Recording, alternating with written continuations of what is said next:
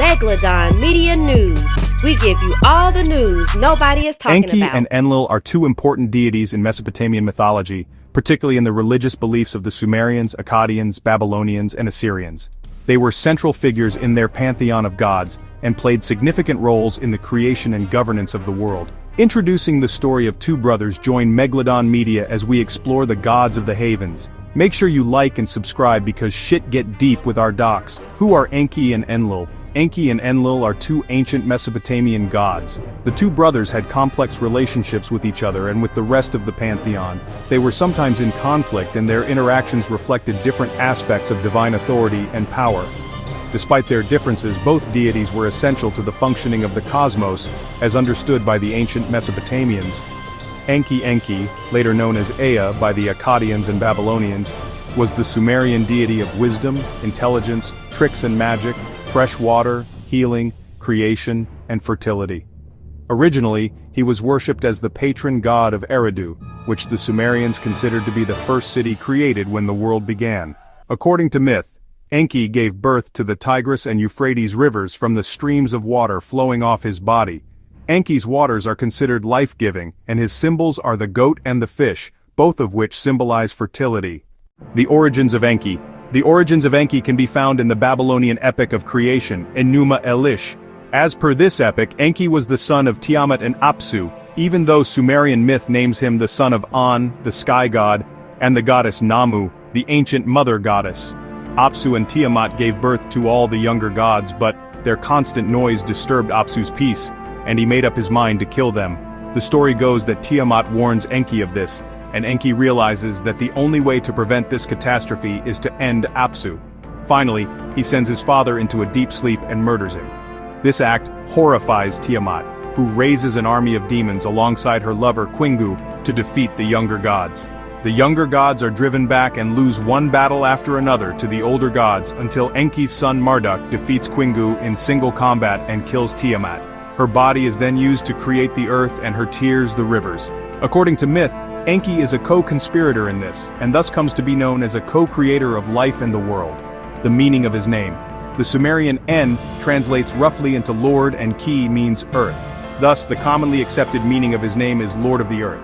But this might not be the exact meaning. A variation of his name is Enkig. However, the meaning of Kig is unknown. Enki's other name is Ea. In Sumerian, the two syllables Ea put together mean Lord of Water. It is also possible that the original deity at Eridu was named Abzu and not Enki. Ab also means water, thus giving credence to the god Enki as the god of fresh water, healing, and fertility, the latter two also being associated with water.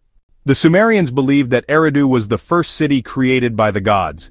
It was where, at the beginning of the world, law and order was first conferred on human beings. It later came to be known as the City of the First Kings, and remained an important religious site for thousands of years for the Mesopotamians. It is significant then that the god of wisdom and intelligence was the patron god of this holy city. Enki was known as the possessor of Me, the gifts of civilization. Excavations show that Enki's temple, built several times over in the same location, was known as Eabzu, which translates to House of Abzu, or Engur-Ra, a more poetic name meaning House of the Subterranean Waters.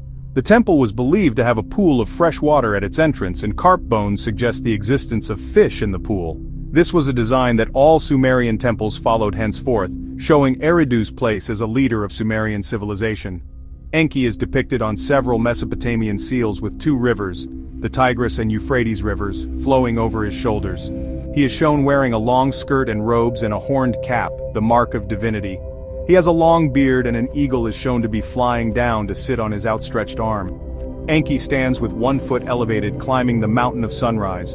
The most well-known of these seals is the Atta seal, an old Akkadian seal that also depicts Inanna, Utu, and Izimud. Several old royal inscriptions talk about the reeds of Enki. Reeds, plants that grew by the water, were used by the Sumerians to make baskets, sometimes to carry the dead or the sick. In one Sumerian hymn, Enki is said to fill the empty riverbeds with his waters. This duality of life and death for Enki is interesting, given that he was primarily known as the life-giver. It is intriguing that Enki is known as a trickster god by the Sumerians, given that in all the myths that we come across this god, His motivation is to actually help both human beings and other gods. The meaning behind this is that as the god of wisdom, Enki works in ways that do not always make sense to anyone else. He helps to enlighten people, but not always in a direct manner. Enki's manner of trickery appears to be for the purpose of helping humanity, albeit in a roundabout manner. It was Enki who came up with the idea of the creation of man, a servant of the gods, made of clay and blood. He was helped in this by Nin-Hursag, the mother goddess. It was also Enki who gave mankind the ability to speak one language to communicate with each other. Samuel Noah Kramer provides a translation of a Sumerian poem that speaks of this. Eventually, as the humans grew in number and became louder and more difficult, they caused great disturbance to Enlil, the king of the gods. He sent down several natural disasters, ending in a flood that wiped out humanity. Time and time again, Enki saved humanity from the wrath of his brother.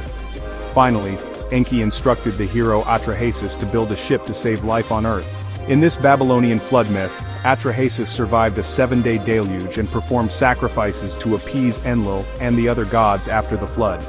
Enki explained his reasons for saving Atrahasis. Pleased, the gods agreed to repopulate the world with human beings, but with certain conditions. Humans would never again be given the opportunity to become too populous, and the gods would make sure that they die by natural means before they run over the earth. Inanna is the daughter of Enki and the patron goddess of the city of Uruk. In one myth, Inanna and Enki are said to have had a drinking competition. While drunk, Enki gives all of the maize the gifts of civilization to Inanna, which she takes away with her to Uruk. Enki sends his servant to recover them but is unable to do so. Finally, he has to accept a peace treaty with Uruk. He lets her keep the maize despite knowing that Inanna intends to give them to mankind, even though this is something that all the gods would oppose. This may have been a symbolic telling of the period when Uruk began to gain more importance as a center of political authority than Eridu. Eridu, however, remained an important religious center long after it was not politically relevant due to the importance of the god Ea in the Babylonian religion. The Sumerian poem, Inanna's Descent into the Netherworld, tells of how Enki immediately expresses concern for and arranges for the rescue of his daughter from the underworld after she is trapped there by her older sister, Ereshkigal, and struck dead for seeking to extend her powers to the underworld. Thus it becomes clear that Enki is a devoted father to Inanna, and he will do anything for her. Sometimes this isn't the fair or right choice, but it does always end in balance being restored to the world because of the wisdom of Enki. In the above case, Ereshkigal is the wronged party, but in saving Inanna and returning her to Earth, Enki ensures that everything and everyone is restored to their rightful place, and the equilibrium is not upset. Enki's wife and consort was Nin-Hursag, who was known as the mother of gods and men for the role she played in creating both. Together they had several children. Their sons are Adapa, the human sage, Enbelulu, the god of canals, Asarluhi, the god of magical knowledge, and most important Marduk, who later overtook Enlil as the king of the gods. In the myth Enki and Nin-Hursag's attempts to heal Enki lead to the birth of 8 children, minor gods and goddesses of the Mesopotamian pantheon. Enki is usually referred to as the father or sometimes uncle of the beloved goddess of war, passion, love, and fertility, Inanna. He is also said to have a twin brother called Adad or Ishkur, the storm god. Enlil, who was later known as Enlil, was the Sumerian god of the air and wind. He was later worshipped as the king of the gods and was much more powerful than any of the other elemental gods. In some Sumerian texts he was also referred to as Nunamnir, as Enlil's primary site of worship was the Ekur temple of Nippur, of which city he was the patron. Enlil rose to importance with the rise of Nippur itself. One Sumerian hymn, translated by Samuel Noah Kramer, eulogizes Enlil as being so sacred that even the gods feared to look upon him. Enlil is made up of the 2 words En, which means Lord, and Lil, the meaning of which has not been agreed upon.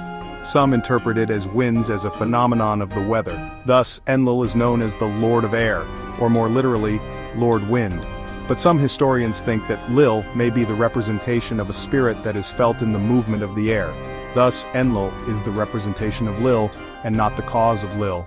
This would tie in with the fact that Enlil is not given anthropomorphic form in any of the tablets where he is represented.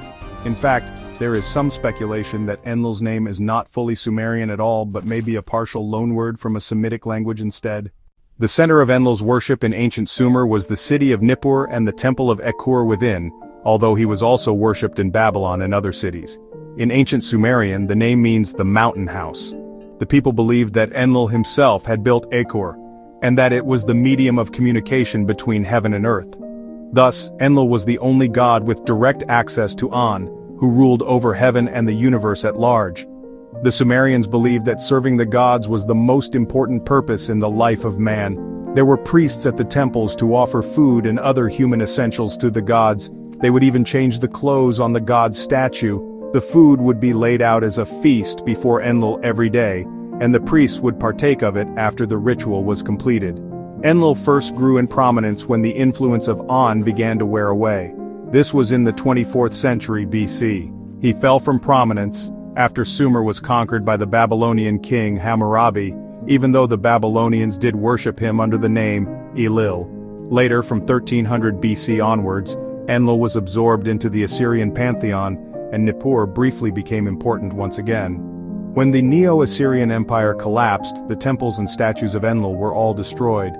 He had, by that point, become inextricably linked with the Assyrians, who were widely hated by the people they had conquered.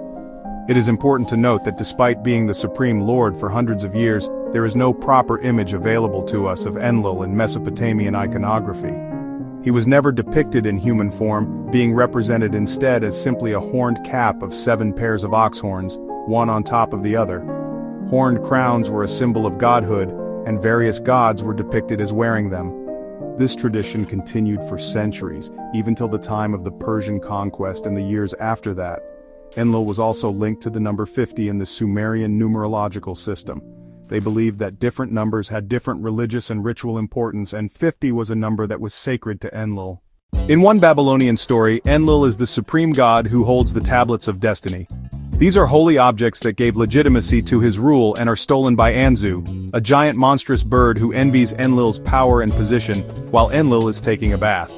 Many gods and heroes attempt to recover it from Anzu. Finally, it is Ninurta, Enlil's son, who defeats Anzu and returns with the tablets, thus cementing Enlil's position as the chief god in the pantheon. Sumerian poems credit Enlil with being the inventor of the pickaxe. An important agricultural tool for the early Sumerians, Enlil is praised for conjuring it into existence and gifting it to humanity. The pickaxe is described as being very lovely, made of pure gold, and with a head made of lapis lazuli. Enlil teaches humans to use it to pull up weeds and grow plants, build cities and conquer other people. Other poems describe Enlil as being an arbitrator of quarrels and debates. He is said to have established the gods Enten and Imesh, a shepherd and a farmer, to encourage abundance and a flourishing civilization. When the two gods fall out because Imesh lays claim to Enten's position, Enlil intervenes and rules in favor of the latter, leading to the two making up. Enlil and Ninlil is the love story of the two young gods. The two are attracted to each other, but Ninlil's mother, Nisaba or Ninshabargunu, warns her against Enlil. Enlil, however, follows Ninlil to the river when she goes to take a bath, and the two make love. Ninlil becomes pregnant. She gives birth to the moon god Nana. Enlil is cast out of Nippur by the angry gods and banished to Kur, the Sumerian netherworld. Ninlil follows, searching for Enlil. Enlil then disguises himself as the different keepers of the gates of the underworld. Every time Ninlil demands to know where Enlil is, he does not answer. Instead, he seduces her, and they have 3 more children together, Nergal, Nanazu, and Enbelulu. The point of this story is a celebration of the strength of the love between Enlil and Ninlil. The two young gods do not allow challenges to keep them apart. They defy all the laws and the other gods themselves to love each other. Even when banished to Kur, their love for each other triumphs and ends in the act of creation. Enlil was worshipped as a family man by the ancient Sumerians and was believed to have fathered several children with Ninlil. The most important of these are noted as being Nana, the moon god, Utu Shamash, the sun god, Ishkur, or Adad, the storm god, and Inanna. However, there is no consensus on this matter, as Ishkur is said to be Enki's twin brother, and Enki is definitely not one of Enlil's sons. In the same manner, Inanna is known in most myths as Enki's daughter, and not Enlil's. The different cultures within the Mesopotamian civilization and their habit of appropriating the ancient Sumerian gods make these inconsistencies common. Nergal, Ninazu, and Enbelulu are also said to have different parents in different myths. Even Ninurta, who is sometimes known as Enlil and Ninlil's son, is the child of Enki and Ninhursag in some of the most well-known myths. Through the reign of Hammurabi, Enlil continued to be worshipped even though Marduk, the son of Enki, had become the new king of the gods. The most important aspects of Enlil were absorbed into Marduk, who became the chief deity for both the Babylonians and the Assyrians. Nippur remained a sacred city throughout this period, second only to Eridu. It was believed that Enlil and An had willingly handed over their powers to Marduk. Even as Enlil's role in Mesopotamian religion dwindled with the fall of Assyrian rule, he continued to be worshipped in the form of Marduk. It was only in 141 AC that the worship of Marduk declined and Enlil was finally,